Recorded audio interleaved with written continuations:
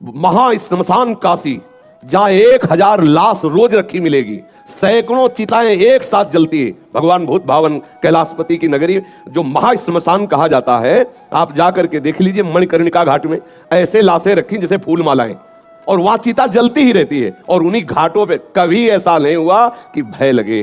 भय तब है जब आप स्वीकार कर लो। अभी अभी आपको भयभीत कर दे कि वो जरा सी हवा लगी पर भूत भय, आप देख लो, बिना मतलब के भूत आ जाएगा आपके दिल, आवाज भी आने लगेगी। ये मनीराम बहुत विचित्र है, आपको बिल्कुल लगेगा कि कहीं कोई ऐसा नहीं। एक योनि है, भूत योनि है, जो कर्म बिगड़ जाने के कारण, जैसे धुंधकारी प्रेत योनि को प्राप्त, ऐसी योनि है। वो अपना कल्याण करने के लिए भगवत भक्तों के सामने आते हैं, भयभीत करने के लिए नहीं। जैसे भाई जी से हनुमान प्रसाद पोद्दार जी समुद्र के किनारे बैठे हुए नाम जप कर रहे थे, तो देखा कि एक पारसी पोशाक धारण किए हुए कोई सम्माननीय व्यक्ति खड़ा है। तो भाई जी माला पूरा किए, बोले साहब बैठ जाइए। तब वो ऐसे सांस ली और बोले आप बोले तो मेरे को हिम्मत पड़ी, डरना नहीं। तो भाई जी ने कहा हम क्यों डरेंगे? बोले मैं पुरुष नहीं हूं, मैं भूत हूं। तो एक बार तो भूत सुन करके लगता है कि भूत, तो भाई जी ने कहा कोई बात नहीं, भूत है तो आप यहाँ क्यों आए हैं? तो उनका मुझे पता है कि यदि आप चाह लोगे तो मेरा उद्धार हो जाएगा। तो उनका बताइए फिर आपका उद्धार कैसे होगा? मैंने जो भी भजन साधन, जो भी शास्त्रों का स्वाध्याय किया, आप बताइए मैं उससे मार्ग ढूंढूं। तो उनका गीता पढ़ने से मेरा उद्धार नहीं होगा क्योंकि गीता मुझे कंठस्थ है। भागवत पढ़ने से मेरा उद्धार नहीं होगा क्योंकि भागवत मुझे कंठस्थ है। मैं कोई साधारण प्रेत नहीं हूं, मैं प्रेत लोक में भी बड़े सम्मान से रहता हूं। तो थोड़ी बात बिगड़ गई है, इसलिए मैं प्रेत योनि को बन गया हूं। आगे बड़ा चरित्र है, भाई जी ने उनका उद्धार किया। बहुत सी प्रेत योनि की घटनाएं, कौन कौन प्रेत योनि में गया, कैसा कैसा, बड़ा उसमें विवरण है।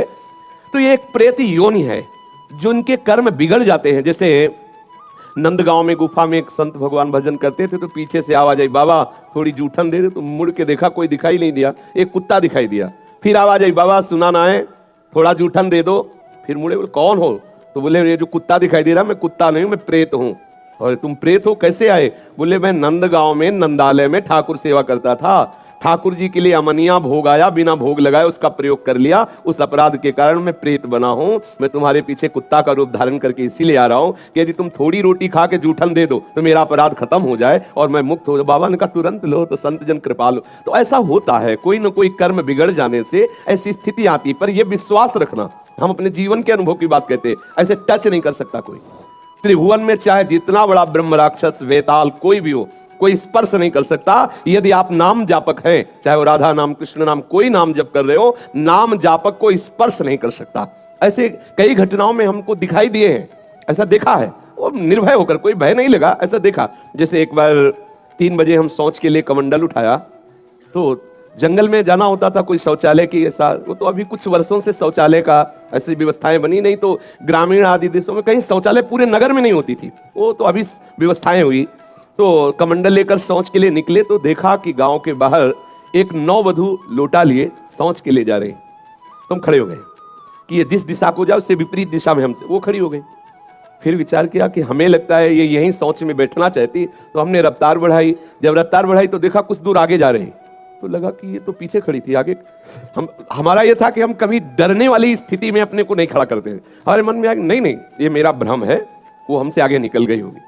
जब वो आगे गई तो हम पीछे मुड़े, तो देखा हमारे दूसरे रास्ते में खड़ी। अब हमें पक्का विश्वास हो गया कि ये कोई स्त्री नहीं है, कोई पतित आत्मा है जो इस रूप में है। तो जोर से भगवान नाम उच्चारण खत्म किया, ना कोई भय और ना वो हमें दोबारा दिखाई दी। एक बार ऐसा हुआ कि सैमसी में जहाँ गुरु आश्रम है, तो एक खंडेर था, और हमें खंडेर बहुत प्रिय है शुरू से। ऐसा मतलब बिगड़ेल स्थान, पुराना वृक्ष या ऐसे कोई कुटिया, ऐसे पहले संन्यास मार्ग में ऐसे रहना अच्छा लगता था कि जहाँ जिसका किसी काल। तो रात्रि में उस खंडहर में जाकर के लेटे, वहाँ के लोगों ने रोका, आश्रम वाले लोगों ने, वहाँ मत जाइए। हम सोचा आश्रम के कई लोग यहाँ लेटते हैं तो बातचीत करेंगे, इसलिए एकांत। जे ही गए तो अंदर मंत्र चल रहा था, और एक छोटी सी टार्च सिराने, एक छोटी सी घड़ी दुप दुप वाली, क्योंकि उसे पता चले ना तो मतलब टाइम का, तो ऐसे रखे वैसे से थोड़ा ही लेटे, तो उस समय जटाएं बड़ी बड़ी थी इतनी इतनी, तो ऐसे उनका तकिया की तरह जटा रखे, तो ऐसा लगा जैसे कोई हमें बहुत जोर से दबाने की चेष्टा कर रहा है। तो ऐसे देखा तो मुझे स्पर्श जैसा भी हुआ कि जैसे कोई कड़ा हाथों में एकदम। ऐसा कैसे हो सकता है?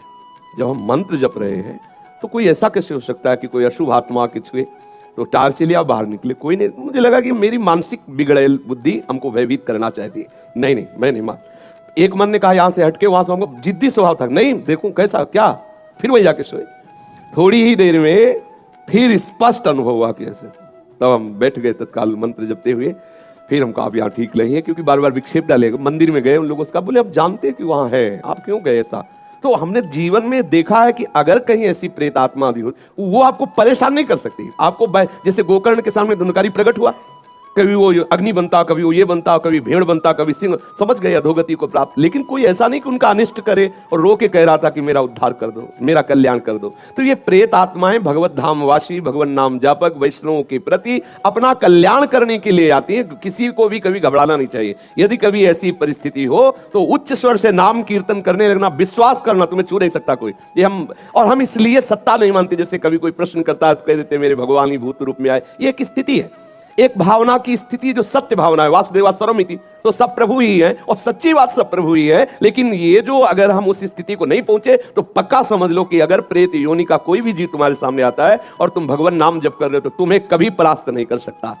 और एक मतलब चूंकि श्री किशोर जी की चरण शरण में है, इसलिए उस मंत्र का प्रयोग नहीं करते। ये मंत्र ऐसा है कि इस मंत्र के उच्चारण मात्र से कहीं भी भयानक प्रेत हो, कहीं भी कुछ हो, सब नष्ट हो जाएगा। नारायणानंत हरे